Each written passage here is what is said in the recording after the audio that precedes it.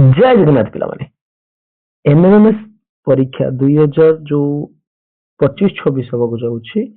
तार क्लास आम अलरेडी आरंभ कर सारी से क्लास बहुत सारा वीडियो आम चैनल अलरेडी अपलोड हो सारी जाकि देखी दियो। वर्तमान आम एथर एग्जाम रे आसवाक जाउथबा most most most important question की आलोचना करबा जो टाइप रो क्वेश्चन एग्जाम रे कारण बहुत पिला चाहूछन्ति कि को टाइप रो क्वेश्चन आसुची सहज आसुची ना कष्ट आसुची क्वेश्चन रो पैटर्न केमिति होची को भलिया क्वेश्चन आसुची सो जेबे तुमन में किछि डेमो क्वेश्चन मु नै आसी पिला माने ठीक अछि। सो क्लास टू शेष पर्यंत देख और निजर एनएमएम सांगमान सहित वीडियो को शेयर कर दो। तो पिला माने मो पाखरे प्रथम प्रश्न जोटा मु रखिछि देख टिके मे भी प्रश्नटा समस्त इजी लागुथो देखिपारछ ଦେଇଛି ନିମ୍ନଲିଖିତ ମଧ୍ୟରୁ କେଉଁଠି ଏକ ତ୍ରିଭୁଜର ତିନି ପାର୍ଶ୍ୱର ବାହୁ ହୋଇପାରେ। ସୋ ତିନି ପାର୍ଶ୍ୱର ବାହୁ ଉପରେ ଗୋଟେ ସୂତ୍ର ଅଛି ସପ୍ତମ ଶ୍ରେଣୀରେ ଲେଖା ଅଛି କଣ ଅଛି ସପ୍ତମ ଶ୍ରେଣୀର ତ୍ରିଭୁଜ ବିଷୟରେ ଦୁଇ ବାହୁର ଦୈର୍ଘ୍ୟର ସମଷ୍ଟି ତୃତୀୟ ବାହୁଠାରୁ ବୃହତ୍ତର ହେଇଥିବା ଦରକାର ମାନେ ସାନ ଦିଟା ବାହୁକୁ ମିଶେଇ ଦବ ହେଲା ସେଟା କଣ ହେଇଥିବ ତୃତୀୟ ବାହୁଠାରୁ ବୃହତ୍ତର ହଉଥିବା ଦରକାର। ଦେଖିବା 3 ମିଶାଣ 6 6 3 କେତେ 6 7 8 9 ଦେଖ 7 ରୁ ବଡ 9 ତାହେଲେ ଏଟା ହେଇପାରେ। ତାପରେ 3 ମିଶାଣ 2 5 ଦେଖ 5 ସହିତ ସମାନ ମୁଁ କହିଛି ବୃହତ୍ତର ହବ ତାହେଲେ ଏଟା ହବନି। ଦେଖ 4 ମିଶାଣ 3 7 ଏଠି ଦେଇଛି 8 ତାହେଲେ ସାନ ହେଲା ଏଟା ବି ହବନି। ତାପରେ ଦେଇ 4 ମିଶାଣ 3 7 ଏଠି ଦେଇ ତାହେଲେ ସମାନ ହେଲା ଏଟା ବି ହବନି। ତାହେଲେ ମୁଁ କହିଛି କଣ ଦୁଇ ବାହୁର ଦୈର୍ଘ୍ୟର ସମଷ୍ଟି ତୃତୀୟ ବାହୁର ବୃହତ୍ତ ତାହେଲେ ଏଇଠି କଣ ଅଛି 3 ମିଶାଣ 6 କେତେ ଅଛି 3 6 ମିଶାଣ 3 କେତେ 9 ଯୋଉଟା କି ଅଛି ଏଠି 7 ତାହେଲେ ଏଟା ହବ राइट आंसर ऑप्शन ए होची राइट आंसर। तापर एई प्रश्न पिला मन देखिबा सो एई प्रश्न समस्त देखि परुछो प्रश्नटी कहूची एक सेट पी रे 7 रो समस्त अयुग्म गुणितक अछि जहा 10 रु अधिक 100 रु कम 7 रो गुणितक माने पणिकिया बोलते मैं जानि पणिकिया बा तार बड़ भी आसीबो तार विभाज्य होतो ହେଲା 7 ର ଗୁଣିତକ 10 ରୁ ଅଧିକ କିଏ 7 ଦୁନେ 14 7 3 21 ଏମିତି ହେଇକି ଯିବ କେତେ 70 ପର୍ଯ୍ୟନ୍ତ 728 ଏମିତି 70 ପହଞ୍ଚିବ। ତାପରେ କହୁଛି Q ଏକ ସେଟ୍ ଯୋଉଟା କି 30 ରୁ 50 ମଧ୍ୟରେ ଥିବା ଗଣନ ସଂଖ୍ୟା ତାହେଲେ 30 ରୁ 50 ମଧ୍ୟରେ ଗଣନ ସଂଖ୍ୟା କିଏ କିଏ 30 31 32 33 34 35 36 ଏମିତି 50 ପହଞ୍ଚିବ। ତାହେଲେ ଏଇଠି ଆମେ ଦେଖିବା ସେ ପ୍ରଶ୍ନଟା କଣ କହିଛି ସେ ପ୍ରଶ୍ନ କହିଛି କି ସେ ପ୍ରଶ୍ନ ପିଲାମାନେ କହିଛି କଣ କହିଛି ଏଇ ଯୋଉ 7 ର P ହଉଛି ଗୋଟେ ସେଟ୍ ଯେ କି 7 ର ଗୁଣିତକ 10 ରୁ 100 ମଧ୍ୟ ରହୁଛି ଆଉ Q ମଧ୍ୟ ଗୋଟେ ସେଟ୍ ଯୋଉଟା କି 30 ରୁ 50 ଥିବା ଗଣନ ସଂଖ୍ୟା ରହିଛି ଗଣନ ସଂଖ୍ୟା ଦେଇଛି। ତେବେ P ଆଉ Q ର ଛେଦ କେତେ ମାନେ କୋଉ ସଂଖ୍ୟା ଗୁଡାକ P ରେ ବି ଅଛି Q ରେ ବି ଅଛି ତାହେଲେ 7 ର କୋଉ ଗୁଣିତକଟା 30 ରୁ ବଡ 50 ରୁ ସାନ 30 ରୁ ବଡ 5 ପୁଣି ଅଯୁଗ୍ମ କହିଛି ତାହେଲେ 30 ରୁ ବଡ 7 ପଞ୍ଚା 35 ପ୍ରଥମ ହେଲା କେତେ 35 7 ପଞ୍ଚା 35 742 42 ହବନି କାରଣ ଯୁଗ୍ମ ସଂଖ୍ୟା 7 ପଞ୍ଚା 700 7 7 49 49 ହବ କାରଣ 49 ହଉଛି ଅଯୁଗ୍ମ ସଂଖ୍ୟା ତାପରେ 7 7 49 7 8 56 56 ହବ ଯୁଗ୍ମ ସଂଖ୍ୟା 7 9 63 6 3 63 ହବ ତାହେଲେ ତିନିଟା ହେଲା କିଏ ଗୋଟେ ହେଲା 35 ଗୋଟେ ହେଲା 49 ଗୋଟେ ହେଲା 63 ଏଇଟା ହଉଛି ରାଇଟ୍ ଆନ୍ସର। ତାହେଲେ କୋଉଠି କୋଉ ଅପସନ ଦେଖିବା ଦେଖ ଅପସନ बी रे अछि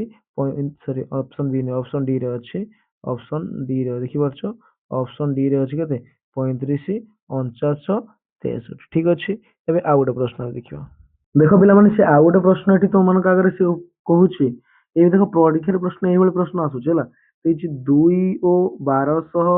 संख्या मध्य केतोटी पूर्ण क्यूब अछि पूर्ण क्यूब माने उदाहरण मु दे देबी 2 रो क्यूब होउची केते 8 तबे 8 को कुआ जो गोटे पूर्ण क्यूब बोली 8 को कुआ जो 3 3 9 3 27 27 को गोटे पूर्ण क्यूब कुआ जो मैं कहै 2 रु केते 1200 मध्य तबे हम करी गोटे गोटे करी देखिबा कोन माने सब कोन मन रखिया दरकार अरे 2 रु प्रथमे देखिबा 2 रो होउची 8 3 9 3 लो होउची 27 4 चो 16 64 5 5 25 5 125 600 3600 केते 216 7 सत्ता 49 केते 343 ओके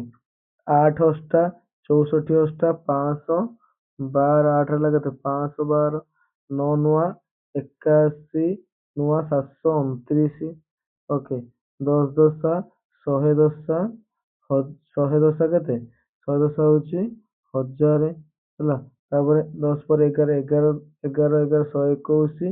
କେତେ ହେଲା 1331 11 ବେଳକୁ କେତେ ହେଇଯାଉଛି 1331 ହେଇଯାଉଛି 1331 ଟା କଣ 1200 ଠୁ ଅଧିକ ଆମର ଏଠି ଡେଡଲାଇନ ଦେଇଛି କେତେ କରିବା ପାଇଁ 1200 କରିବାକୁ ଦେଇଛି ନା 1200 ଠୁ ଅଧିକ ହେଇଯାଉଛି କେତେ 11 ର କ୍ୟୁଟା ତାହେଲେ ଏଠି କେତେଟା ସଂଖ୍ୟା ହେଲା ଗୋଟେ ଦିଟା ତିନିଟା ଚାରିଟା ପାଞ୍ଚଟା ଛଅଟା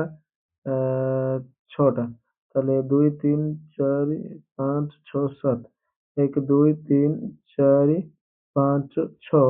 7 8 9 ତାହେଲେ କେତେଟା ସଂଖ୍ୟା ହଉଛି ପୂର୍ଣ୍ଣ କ୍ୟୁବ ଅଛି କେତେ 2 ରୁ 1200 ମଧ୍ୟରେ ଏଟା ଗୋଟେ ସର୍ଟ କ୍ୱେଶ୍ଚନ ମନେ ରଖିବା ପୁରା ଇମ୍ପୋର୍ଟାଣ୍ଟ କଥା କେତେଟା ହେଲା 9ଟା ହେଲା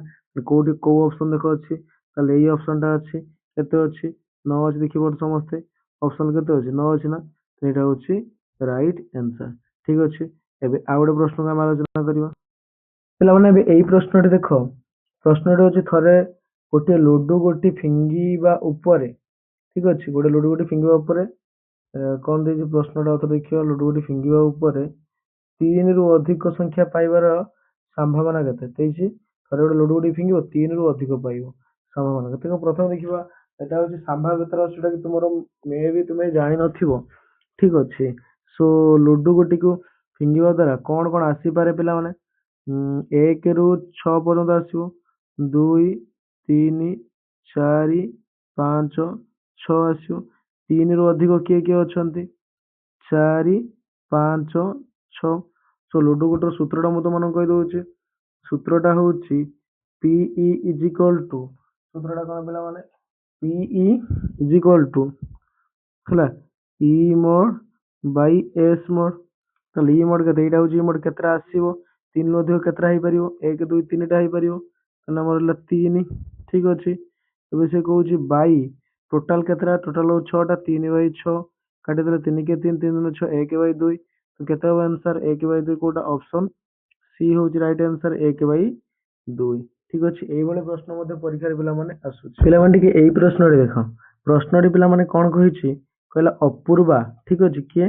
ଅପୂର୍ବା ଏକ ସଂଖ୍ୟା ଭାବିଲା ମନେକର ସଂଖ୍ୟାଟି ସେ x ଭାବିଲା ସଂଖ୍ୟାକୁ ଦ୍ୱିଗୁଣିତ କଲା କେତେ ହେଲା 2x ହେଲା ଓ ଏଥିରେ 20 ଯୋଗ କଲା ମିଶାଣ 20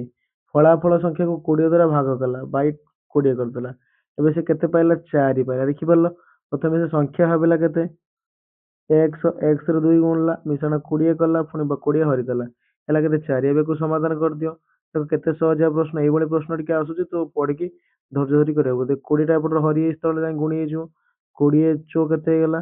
20 ଚଉ ହେଇଯିବ କେତେ 80 ଏପଟେ ହେଲା 80 ତାହେଲେ 2x ଇକ୍ୱାଲ ଟୁ 80 ରୁ ଏବେ 20 କଣ ଫେଡିଦବା ତାହେଲେ 2x ଇକ୍ୱାଲ 80 ରୁ 20 ଗଲା କେତେ 60 x କେତେ ହେଲା 60 ଦୁଇଟା ଏଠି ଗୁଣା ହେଇଛି ହରି ହେଇଗଲା କେତେ ହେଲା 30 ଆନ୍ସର କେତେ ହେଲା ଆନ୍ସର ହଉଛି 30 30 କୋଉଠି ଅଛି ଦେଖିବା 30 ଅଛି ଅପସନ ଏ ରେ ଅଛି ଅପସନ ଏ ହଉଛି 30 ଦେଖ ଏଇଭଳି ପ୍ରଶ୍ନ ମଧ୍ୟ ପରୀକ୍ଷାରେ ଆସୁଛି ଠିକ ଅଛି ପିଲାମାନେ ଦେଖ ଏଇ ଯୋଉ ପ୍ରଶ୍ନଟା ଦେଖୁଛ ଏଇ ପ୍ରଶ୍ନଟାକୁ କେହି ବି ପରୀକ୍ଷାର୍ଥୀ ଅପେକ୍ଷା କରିନଥାନ୍ତି